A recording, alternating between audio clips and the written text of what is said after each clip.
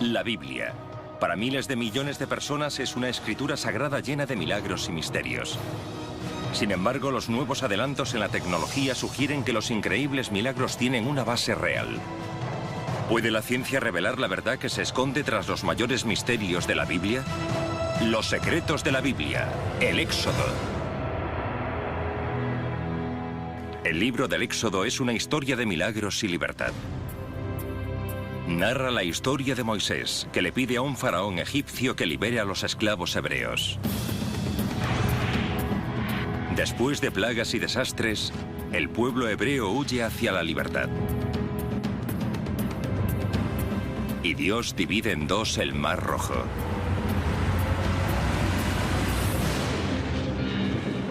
La historia culmina con la entrega de los 10 mandamientos, la ley de Dios, en la base de una montaña sagrada. Esta fenomenal saga constituye los cimientos de dos de las mayores religiones del mundo. La historia del Éxodo es la historia fundacional del judaísmo y el cristianismo. Es literalmente la historia de unos desamparados que se rebelan contra la opresión, se liberan de ella y se reivindican como el pueblo de Dios. ¿Esta historia es simplemente una leyenda religiosa o hay alguna prueba de que este fantástico relato de milagros y misterios sea cierto en realidad? Hace mucho que se considera el Éxodo como un importante relato espiritual de gran significación religiosa, pero imposible de demostrar. Sin embargo, los nuevos adelantos científicos han revelado sorprendentes pruebas de que la historia de Moisés y sus increíbles milagros puedan estar basados en hechos históricos y científicos. ¿Cuáles son las explicaciones científicas para esta historia bíblica de milagros?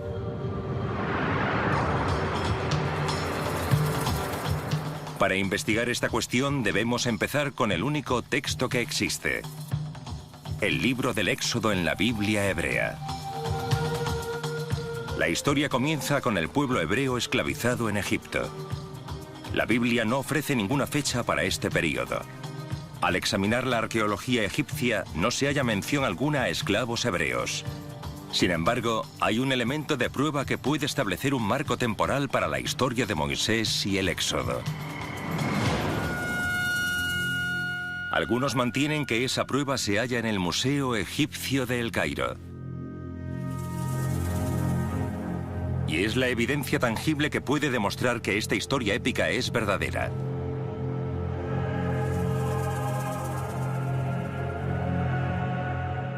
Esta tabla de piedra se llama la Estela de Merneptah y recibe su nombre de un faraón que gobernó Egipto entre 1224 y 1211 a.C. La estela se recrea en las múltiples conquistas del faraón. Hay una frase clave escrita en jeroglíficos al pie de esta tabla de 3 metros. Una asombrosa inscripción que dice: Israel está devastado. Hay unanimidad al considerar que esta es la primera mención de la palabra Israel.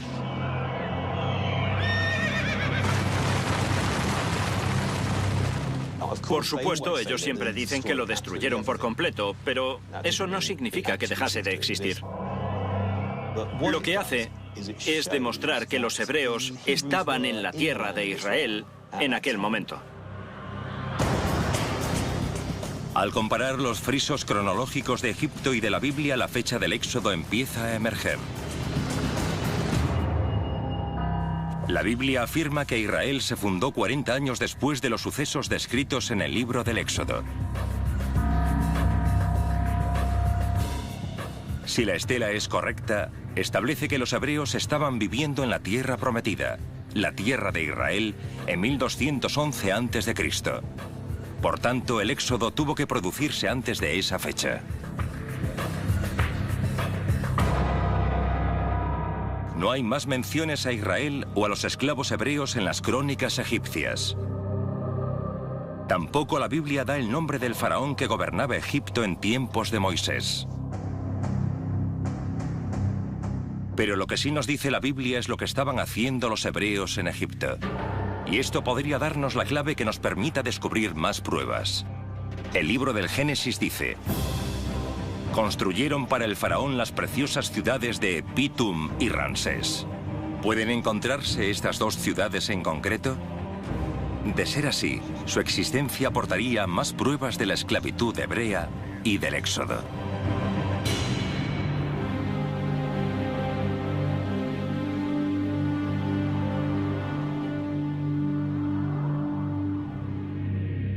Recientes excavaciones en Egipto han descubierto el palacio de un faraón con enormes estatuas en el yacimiento de la actual ciudad moderna de Cantir. Los antiguos jeroglíficos la denominan la ciudad de Ramsés, Pi Ramsés, el mismo nombre de la ciudad construida por los hebreos en la Biblia. Los arqueólogos creen que la ciudad se construyó en torno a 1280 a.C. ¿Fueron estas mismas piedras colocadas por los esclavos hebreos del Éxodo? Si esta es ciertamente la ciudad mencionada en la Biblia, entonces podemos identificar con toda seguridad al faraón del Éxodo. El edificio principal era para Ramsés II, que probablemente empezó a reinar en torno a 1280 a.C. Por tanto, esto nos da un marco temporal para el Éxodo, que tuvo que ser entre la construcción de la ciudad de Ramsés en 1280 a.C. y la conquista de Israel por parte del faraón Merneptah en torno a 1211 a.C. Durante ese periodo, la Biblia dice que los egipcios comenzaron a temer una revuelta de esclavos, lo que les llevó a asesinar de forma rutinaria a todos los hijos varones de los esclavos hebreos, excepto a uno. La Biblia nos cuenta que Moisés era hijo de madre hebrea. Para salvar la vida de su hijo, la mujer metió al niño en una cesta de papiro que colocó en aguas del Nilo.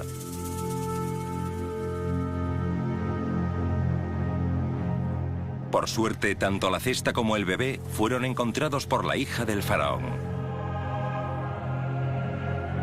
La Biblia dice: ella lo adoptó como hijo suyo, además le puso por nombre Moisés, pues dijo: yo lo saqué del río.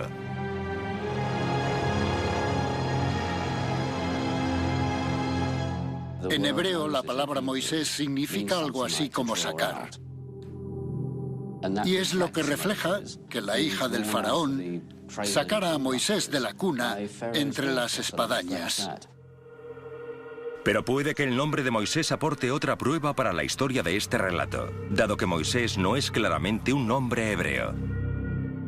La palabra Moisés en realidad significa hijo de en egipcio. Por ejemplo, tenemos a Ramsés, que es Ra-Moisés, el hijo de Ra, el hijo del dios Sol. También está Tut-Moisés, el hijo de Tut, el dios de la sabiduría. Una manera de interpretarlo es que le pusieron el nombre de uno de los dioses egipcios, pero en cuanto se convirtió en creyente del único y verdadero Dios de Israel, se desprendió de ese nombre y se quedó como Moisés, solo Moisés. Cuando se hizo adulto, Moisés presenció cómo sus hermanos hebreos eran esclavizados por sus amos egipcios. La Biblia nos cuenta que cuando Moisés vio a un amo egipcio golpear y matar a un hebreo, decidió vengarse y matar al hombre.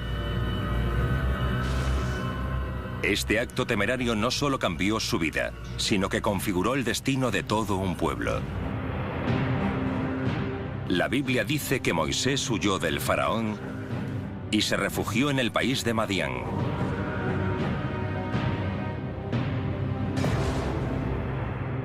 El emplazamiento real de Madián es un misterio, pero fue aquí donde Moisés tuvo supuestamente su primer encuentro personal con Dios.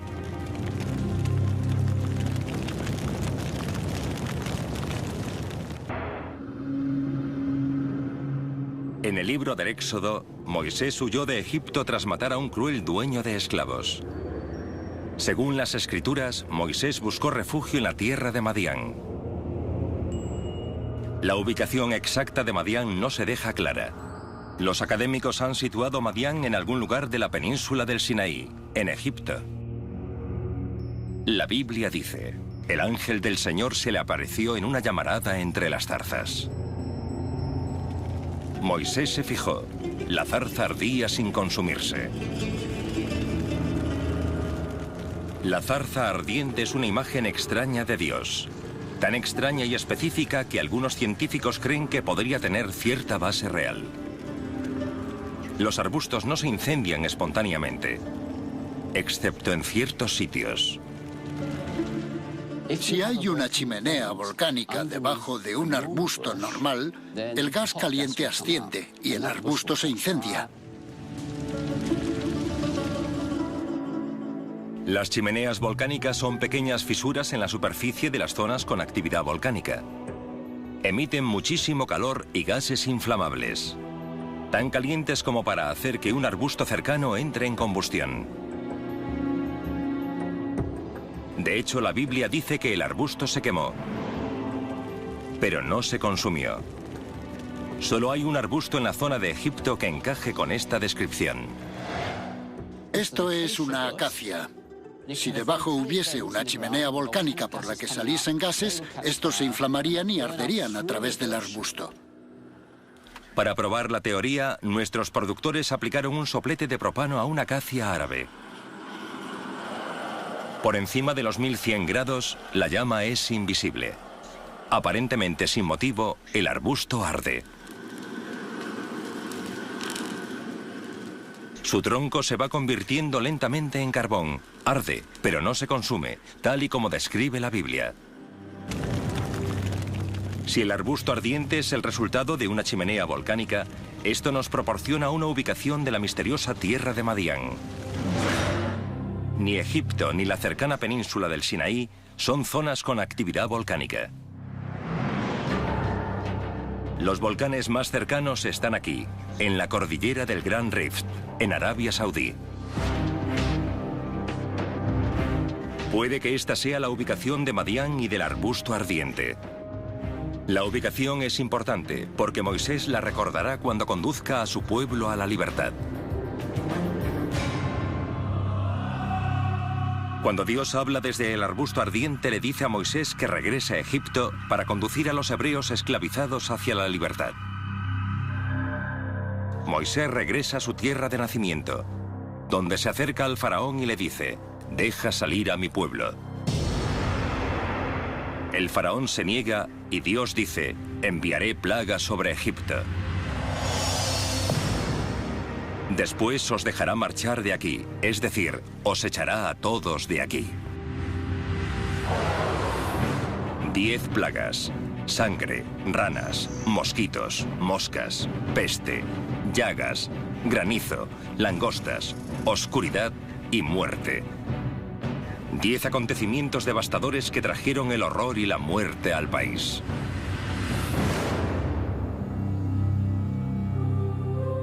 Algunos científicos sugieren que las 10 plagas son algo más que una simple enumeración literaria del alcance de la ira de Dios, y que describen con precisión científica fenómenos naturales. Cada una de las plagas tuvo básicamente un efecto cascada. Cada plaga puso la bola de nieve a rodar pendiente abajo, por así decirlo. El clímax llegó con la 10ª plaga.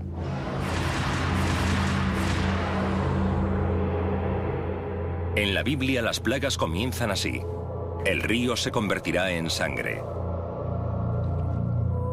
Según el Éxodo, el río Nilo se tiñó de rojo sangre durante 7 largos días, matando a todos los seres vivos que hubiera en el agua. ¿Puede la ciencia explicar esta misteriosa primera plaga? La marea roja es bien conocida en todo el mundo. Sucede en años alternos en algún lugar del planeta. Las mareas rojas se producen en los ríos y en los océanos cuando las algas verdes se acumulan y florecen, volviéndose rojas. Luego liberan una potente toxina. Para que las algas se vuelvan rojas, tiene que haber altas temperaturas y niveles elevados de nutrientes en el agua. La floración del alga no solo libera toxinas, sino que también disuelve el oxígeno del agua, lo cual desemboca en enormes masacres de peces, justo como afirma la Biblia. Por ello, cualquier animal capaz de huir del río tóxico lo hace. Esto nos lleva a la segunda plaga: ranas. En Egipto, millones de ranas del río Nilo salen del agua y pululan por la tierra. La Biblia dice, el río hervirá de ranas, que saldrán y se meterán en tu palacio. Al no encontrar qué comer, las ranas murieron rápido, provocando las 2 plagas siguientes. Según la Biblia, los mosquitos atacaban a hombres y animales. Los mosquitos son molestos, pero los científicos creen que acabarían resultando mortales. Pero con la 4ª plaga Dios dice, yo enviaré moscas sobre ti, sobre tus funcionarios y tu gente. Pero nuestros expertos dicen que no eran moscas comunes, sino tábanos. Hay una mosca que se habría manifestado en enjambres y habría surgido en masa de haber habido vegetación podrida, peces muertos o sapos. Y esa mosca es el tábano. Los tábanos muerden con unas pinzas como de cirujano que provocan una herida abierta que deja el cuerpo expuesto a las infecciones. Y entonces la 5ª plaga se convirtió en letal. La Biblia afirma, los caballos, los asnos, los camellos, las vacas y las ovejas sufrirán una peste muy grave. La mortífera plaga del ganado fue el resultado de un virus patógeno propagado por las picaduras de los mosquitos de la 2ª plaga. El virus se llama lengua azul. Se llama lengua azul porque se les encharcan los pulmones. No les llega oxígeno, se les pone la lengua azul y mueren. En la 6ª plaga, las moscas contagian la enfermedad a los humanos. La Biblia señala, se producirán llagas en todos los hombres y animales. Las llagas, heridas cutáneas infectadas y llenas de pus pueden ser el resultado de las picaduras profundas y heridas abiertas provocadas por tábanos portadores de enfermedades.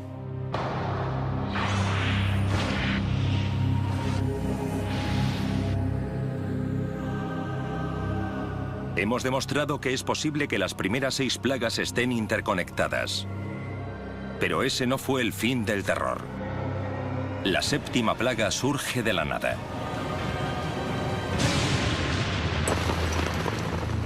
Una tormenta de granizo de enorme magnitud.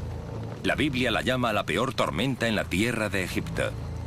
Aunque sean inusuales en el árido norte de África, se sabe que han caído tormentas de granizo que han devastado los campos de trigo y cebada de Egipto.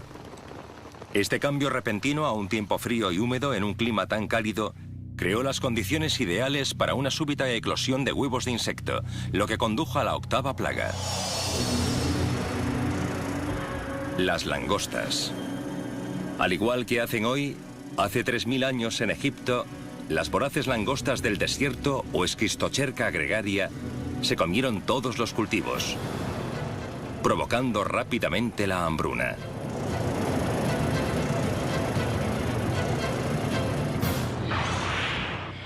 La 9ª plaga es aterradora y no parece estar conectada con las otras. La Biblia dice que Dios envía 3 días de oscuridad. ¿Es una señal de la ira de Dios?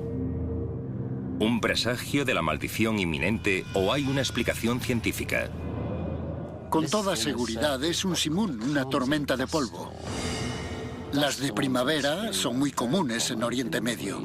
El simún es una tormenta con vientos de 140 kilómetros por hora que levanta la suficiente arena como para tapar el sol. Puede durar un día o 2. Pero esta duró 3 días como resultado de la destrucción de cultivos y de la capa de tierra dejada por las langostas. Los campos devastados pudieron crear el suficiente polvo y arena para hacer que la tormenta durase 3 aterradores días. Los egipcios todavía tenían que enfrentarse a otra plaga más. Peor que todas las que habían llegado antes. Conforme se describe en la Biblia, la 10ª plaga es la más desconcertante. La Biblia dice, morirá el primogénito de cada familia egipcia y todas las primeras crías de los animales.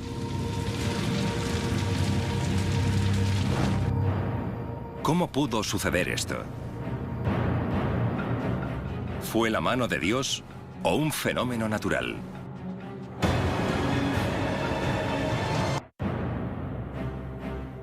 En la historia del Éxodo que narra la Biblia, Dios envía 10 plagas a Egipto.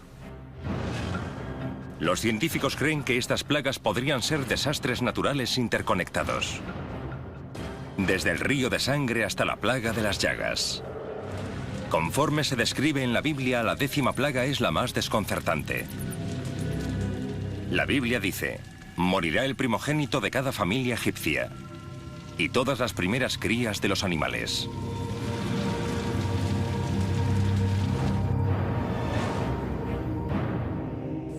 Para mí, de las 10 plagas, la más difícil de explicar científicamente es la 10ª. La muerte selectiva de únicamente los primogénitos egipcios y de los animales más viejos o más dominantes. Pero la muerte de los primogénitos puede explicarse científicamente. El epidemiólogo John Marr ha estudiado el texto de la Biblia y explorado los fenómenos de las 10 plagas. Como si fuera un detective de homicidios, Marr ha examinado las pruebas y ha concluido que el asesino estaba oculto en los alimentos. Porque las 9 plagas anteriores habían devastado los cultivos egipcios.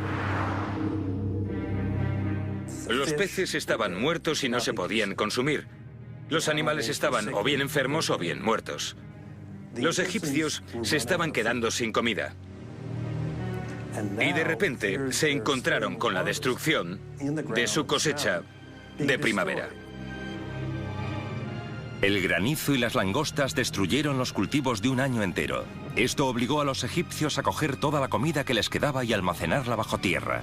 Este grano almacenado podría haber sido la causa de la 10ª plaga. Para demostrarlo, el Dr. Marr nos lleva a las colinas de Virginia con un bidón de maíz y un alambique para destilar aguardiente casero.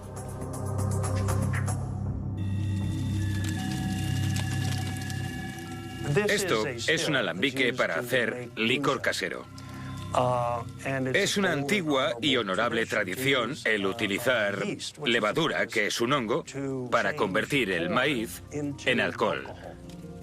Aquí tenemos pasta de maíz fermentando en un entorno controlado. Se convierte en líquido y obtienes el licor casero de Virginia. La fermentación controlada del hongo produce alcohol, pero si el hongo no está controlado, puede convertirse en letal. Puede que fuera una contaminación fúngica del grano almacenado bajo tierra, que se contaminara con agua y con las heces de las langostas. Al enterrarlo con arena, se queda cociendo, fermentando y produciendo un veneno potentísimo llamado micotoxina. Las micotoxinas son hongos microscópicos que proliferan con rapidez y son extremadamente tóxicos. Hay varias micotoxinas que pueden destruir el sistema inmunológico. Pueden destruir los órganos generadores de sangre, el hígado, los riñones. Incluso en pequeñas cantidades pueden provocar enfermedades y la muerte. Los 3 días de oscuridad de la 9ª plaga podrían haber dado a las micotoxinas el tiempo suficiente para infectar solo las capas superiores del grano de los almacenes subterráneos. Si se ingieren o incluso si se inhalan, pueden matar a alguien en una sola noche. Pero esto no explica por qué la plaga mató solo a los primogénitos y a las primeras crías de los animales. Marr cree que la respuesta se encuentra en una antigua costumbre. En Egipto y en otros países de Oriente Medio existe la costumbre de dar doble ración de comida al primogénito. Las sociedades tradicionales alimentan al primogénito primero para proteger el futuro de la familia. Lo mismo sucede con los animales dominantes. Cualquiera que viva en o cerca de una granja sabrá que cuando llegan los caballos, las vacas o los cerdos, el que come primero es el más grande, el más dominante. Por tanto, si los egipcios sacaron grano para alimentar a los animales, sería el mayor, el más fuerte, el que moriría. Según esta teoría, solo la capa superior del grano almacenado estaba infectada de micotoxinas.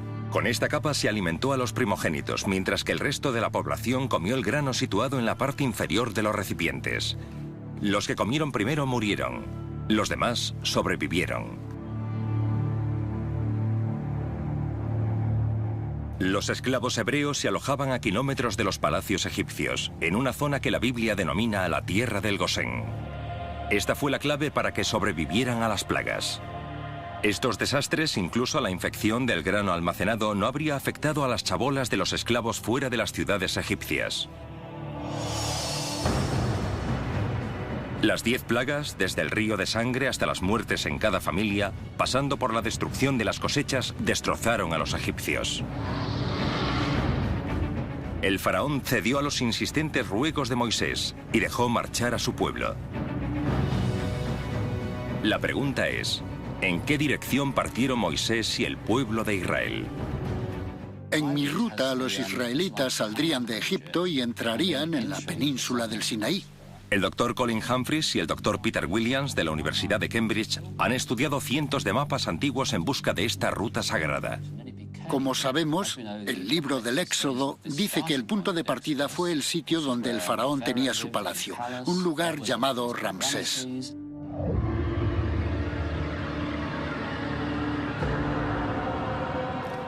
Ya hemos localizado la ciudad bíblica de Ramsés aquí, en las ruinas que los arqueólogos llaman Cantir.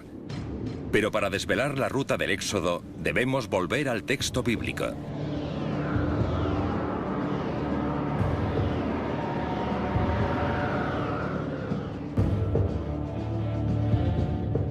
Dios ordena a Moisés que conduzca a su pueblo hasta la montaña de Dios, el monte Sinaí.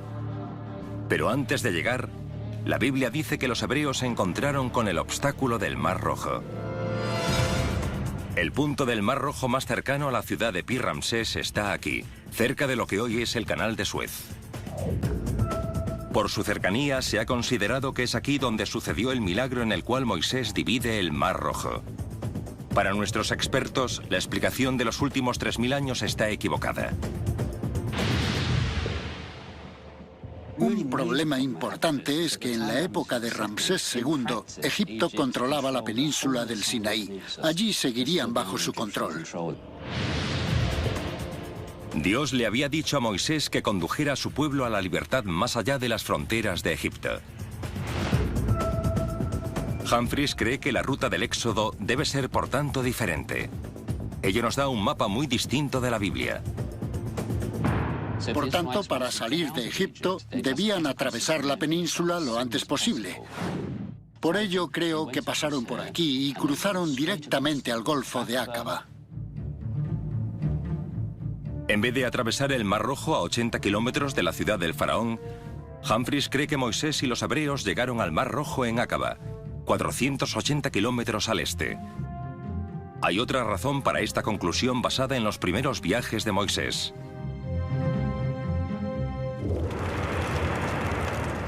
El objetivo de Moisés es llegar a su antigua casa, donde había oído la voz de Dios, Madián, en lo que actualmente es Arabia Saudí.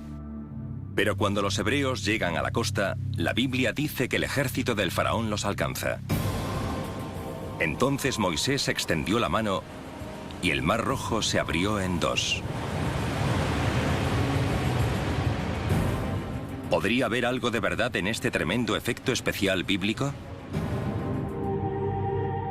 Algunos científicos creen que podría haber sucedido si se dieran las condiciones adecuadas. La clave para resolver este rompecabezas de la antigüedad reside en la descripción bíblica del increíble suceso. El libro del Éxodo dice, y extendió Moisés su mano sobre el mar. E hizo Jehová que el mar se retirase por recio viento oriental toda aquella noche. Y volvió el mar en seco, y las aguas quedaron divididas.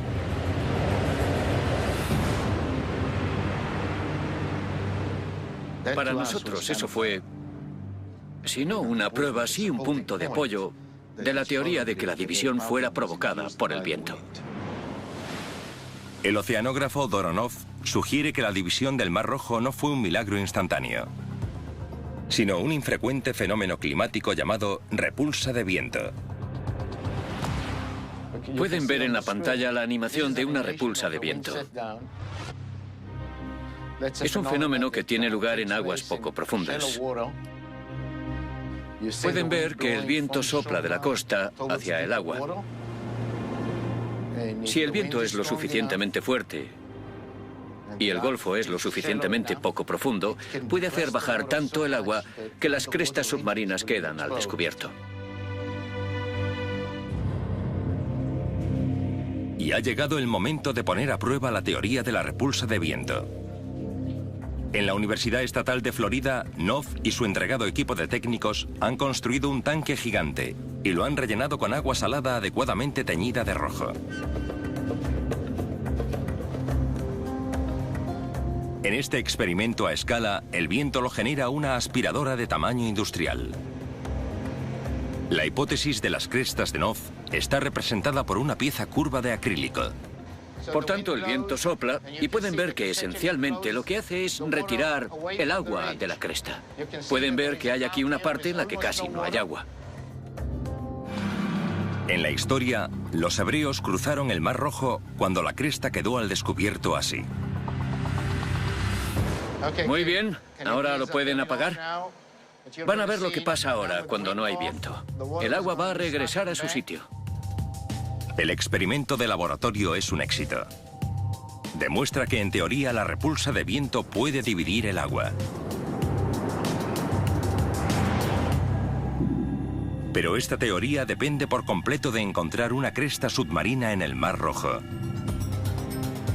Por ahora nuestra investigación sugiere que Moisés y los hebreos huyeron de Egipto atravesando la península del Sinaí y llegando al Mar Rojo en lo que hoy es el Golfo de Aqaba.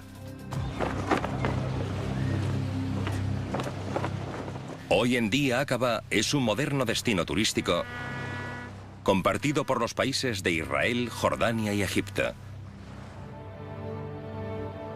La topografía submarina muestra que no existen crestas ocultas, pero hace 3000 años las condiciones eran muy diferentes.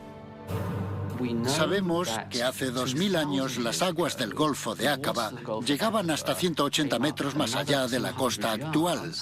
Y lo sabemos porque había una ciudad romana llamada Eilat. Y la literatura romana nos dice que Eilat era un puerto situado al inicio del Golfo.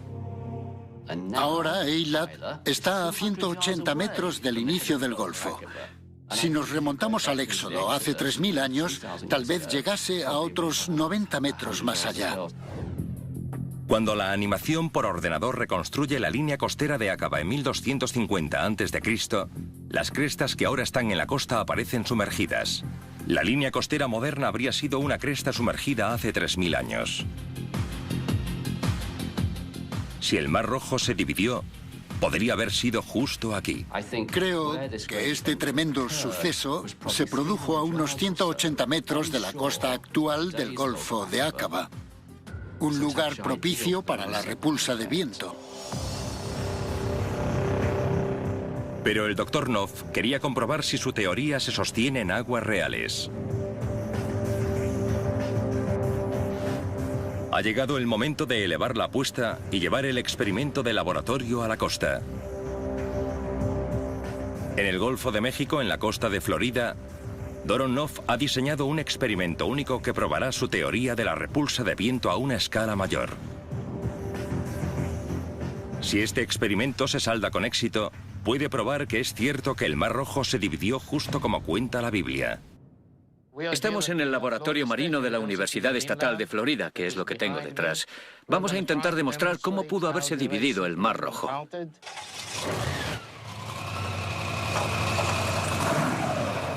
Hidrodeslizadores con potentes hélices soplarán a una velocidad aproximada de 160 km por hora. Son las condiciones ideales para una repulsa de viento.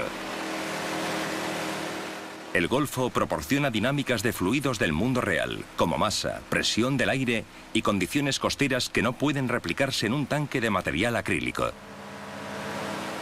Las hélices soplan directamente hacia el Golfo.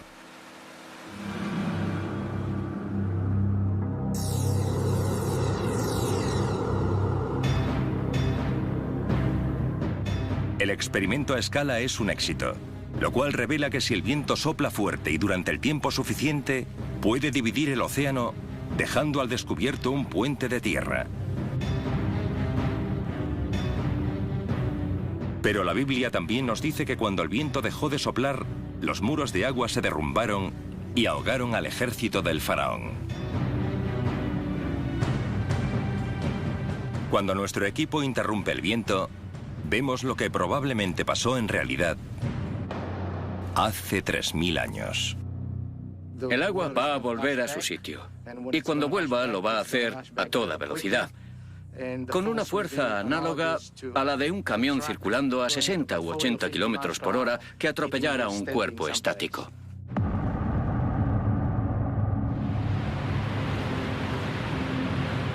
La Biblia dice que después de que Moisés y su pueblo cruzaran el Mar Rojo, tenían una última meta: la montaña de Dios.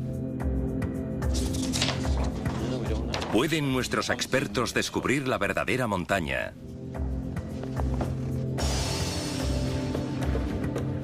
¿Donde Moisés habló con Dios y recibió los 10 mandamientos?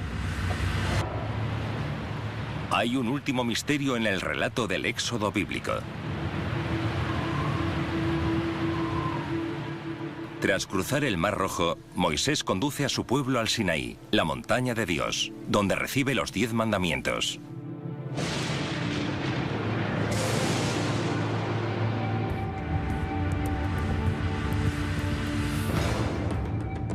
Hay una montaña llamada Sinaí que existe en la península del mismo nombre en Egipto. Propuesta como la montaña bíblica en el siglo IV, su pico recibe a miles de peregrinos que la visitan cada año. Sin embargo, si nuestra teoría es correcta, este pico no puede ser la montaña donde Moisés recibió las tablas de la ley. Si el pueblo elegido atravesó el Mar Rojo en Acaba y no en Suez, habrían dejado este monte a 240 kilómetros a sus espaldas. ¿Dónde está el verdadero monte Sinaí? El libro del Éxodo nos da una pista cuando Moisés y los hebreos siguen las señales de Dios. Y Jehová iba delante de ellos de día en una columna de nube para guiarlos por el camino. Y de noche en una columna de fuego para alumbrarles, a fin de que anduviesen de día y de noche.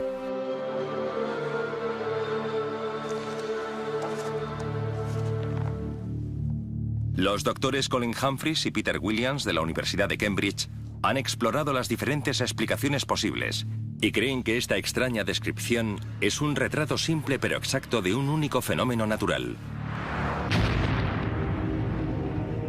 un volcán. Durante el día lo que ves son espesas nubes de humo que surgen del volcán. Por la noche lo que ves son las llamas. Tiene sentido que fuese un volcán. No hay volcanes en activo en la península del Sinaí, pero hay varios en Arabia Saudí, cerca del lugar propuesto de la travesía por Acaba. ¿Pero podemos ubicar el verdadero volcán de Moisés?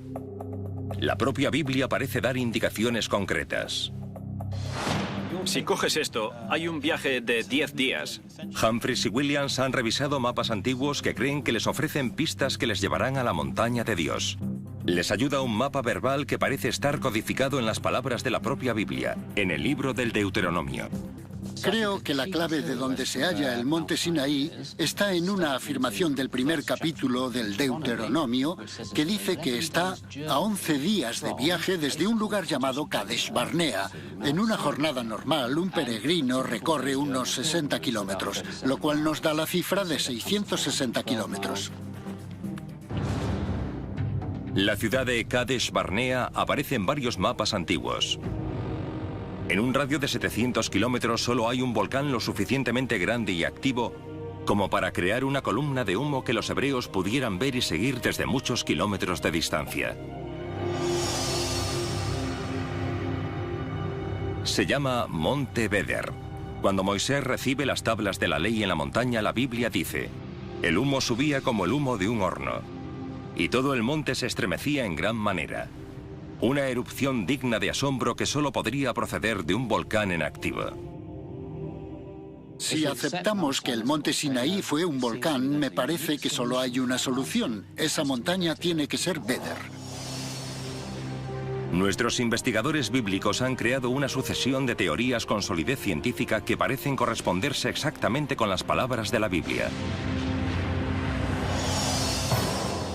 En Egipto hay una prueba sólida de que Israel existía en el 1211 a.C.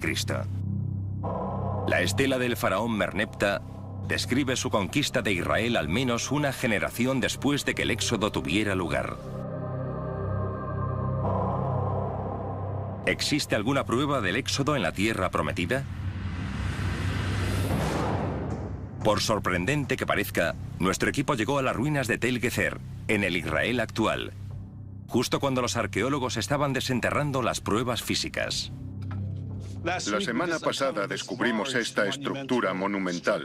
Sabemos que es la muralla de la ciudad, la muralla exterior de Tel Gezer. Ha habido polémica sobre si data del siglo XIII a.C. o de la Edad de Hierro. Entre las ruinas de la muralla hay pruebas de batalla y conquista. Si la muralla data efectivamente del siglo XIII a.C., esto respaldaría las loas al faraón Merneptah en la estela de Egipto. Si fuese así, esta sería la muralla conquistada por Merneptah cuando llegó por esta tierra y conquistó Gezer. Entre las pruebas de antiguas batallas, la arqueología empieza a aportar un friso cronológico para los eventos de la Biblia. En torno al 1211 a.C., los hebreos ya se habían establecido en Israel, donde se habían asentado y construido ciudades amuralladas. Aquí fueron atacados en esta misma muralla por el faraón Merneptah.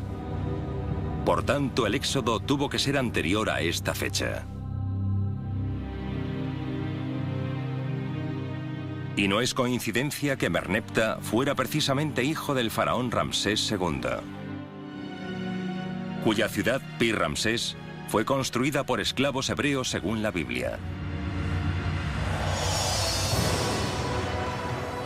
Desde las 10 plagas de Egipto hasta la mismísima montaña de Dios, pasando por la división del Mar Rojo, los milagros del Éxodo pueden explicarse como fenómenos científicos, pero no por ello las historias son menos milagrosas.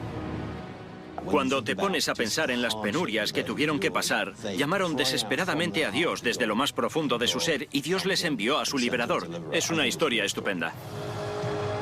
Pero puede que para los creyentes explicar la base científica de la Biblia la aleje de su verdadero sentido. El Éxodo es una historia que habla de un desamparado que, con fe y perseverancia, puede superar cualquier opresión y cualquier problema que se encuentre en la vida.